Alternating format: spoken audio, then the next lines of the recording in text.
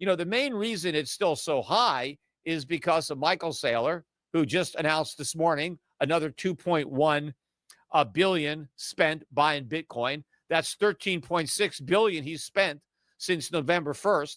And now he's got this other company, Mara, that just announced, I think today or yesterday, it just spent another $1.1 billion buying Bitcoin. You've got these companies that are levering up their balance sheet, issuing debt to buy Bitcoin.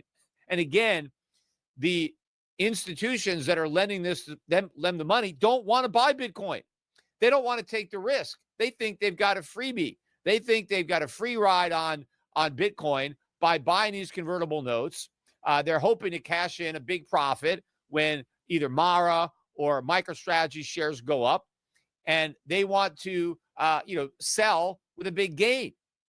But they expect that if the stocks go down because Bitcoin goes down, well, they just get their money back, right? Because they're creditors. They're guaranteed their money back. Well, they're not guaranteed anything if MicroStrategy can't pay or Mara can't pay, which they won't be able to do if the price of Bitcoin goes way down, which ultimately it is going to do, especially when all the buyers really, it's our MicroStrategy and Mara and a lot of these ETFs, which are all speculators. This is all spec money. Nobody is buying these companies to use Bitcoin as money, to use it as a medium of exchange. I mean, that was the entire purpose for which it was created. Go read the Satoshi white paper. They had to reinvent it as digital gold because it failed at its primary objective because it can't do it. But it's not digital gold either because it's got nothing in common with gold. Yet despite that, you hear all these asinine statements being made.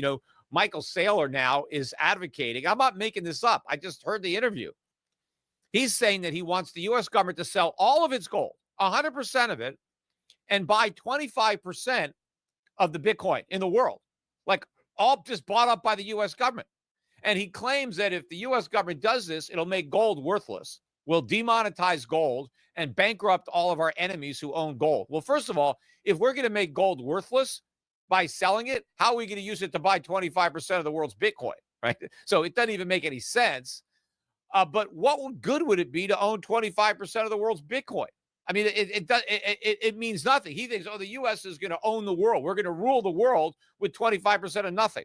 We're going to be the laughing stock of the world if we did that. And meanwhile, our trading partners would scoop up that gold. It wouldn't be worthless. It'd be even more valuable when the U.S. government no longer owned it. I mean, it's the most asinine idea to suggest that. But again, Michael Saylor doesn't give a damn about the country. He just wants to prop up the price of Bitcoin. He's just talking up Bitcoin. He doesn't care how much damage he has to do to the U.S. economy. That's why a recent post I put on X, I said that Bitcoin is now a national security threat. It's public enemy number one. I mean, it's one thing if people want to be dumb enough and put their own money in Bitcoin. I mean, I don't care. People can lose money if they want. I mean, it's not good for society because we could use those resources productively. But, if in a free country, people can waste their money. I mean, there's nothing I can do about it. People have a right to do dumb things. That's what freedom is all about. Now, we'd be better off if people did smart things with their money, but sometimes they do dumb things and they'll learn a lesson.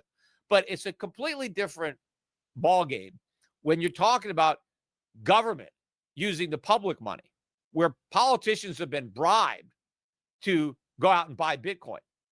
Just to do what?